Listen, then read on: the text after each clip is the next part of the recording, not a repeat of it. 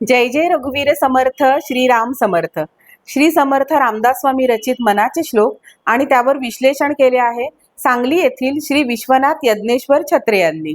आज आपण 30व्या श्लोकाचे विश्लेषण ऐकणार आहोत. समर्थाची या सेवका वक्रप आहे. दासाभिमानी श्रीराम आपल्या भक्ताला वाऱ्यावर न सोडता त्याच्यासाठी काय काय करतात त्याचे वर्णन समर्थ करत आहेत. ते म्हणाले की ते भक्तांचे सदा सर्व काळ रक्षण करतात.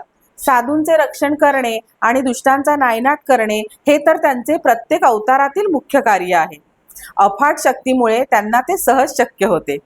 पुढील श्लोकात समर्थ म्हणतात, समर्थाची या सेवका वक्रप आहे, असा सर्व भूमंडळी कोण आहे. जयाची लीला वर्णिती लोक तिन्ही, नुपेक्षी कदा रामदासाभिमानी. जय जय रघुवीर समर्थ.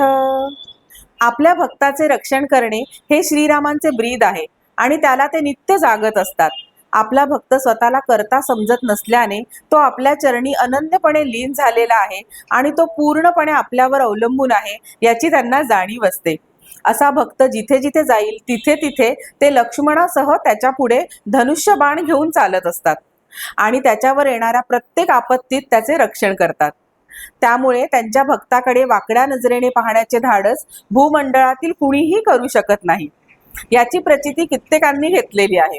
त्यांच्या या लीलेचे वर्णन स्वर्ग, मृत्यू आणि पाताळ या तिन्ही लोकातील प्रजा नेहमीच करत असते. आपल्या दासाचे अभिमानी असलेले श्रीराम त्यांच्या भक्ताकडे कधीच दुर्लक्ष करत नाहीत. समर्थांनी सांगितलेले हे सत्यवचन लक्षात ठेवून श्रीरामांच्या चरणी अनन्य होऊन आपण त्यांना शरण जाऊयात आणि प्रारब्धानुसार येणाऱ्या दुःख संकटांना त्यांच्या पाठिंब्याने तोंड देण्यासाठी सज्ज होऊयात. जय जय रघुवीर समर्थ.